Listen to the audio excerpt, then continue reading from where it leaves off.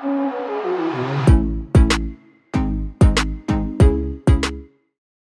guys, welcome to this new video tutorial.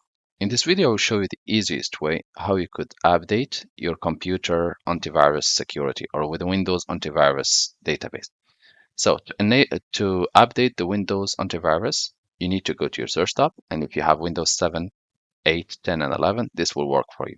Type Windows Security in your search tab and click on the application to open. Next step, under Virus and Threat Protection, make sure by the way that it's green. It means that all features are enabled. Click on it, and under, scroll down to the bottom, and you will see Virus and Threat Protection Updates. Click Protection Updates. Make sure that you are connected to the internet, and click Check for Updates.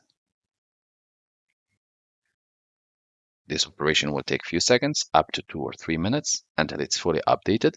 And once it says Security Intelligence, it's up to date, check last update date. It should show the exact date and time which you performed the update. If it returns any error, you may want to disconnect and reconnect your internet or even restart your computer and retry again. Once done, your computer antivirus security is up to date. Thank you guys for watching, and talk to you soon in a new video tutorial.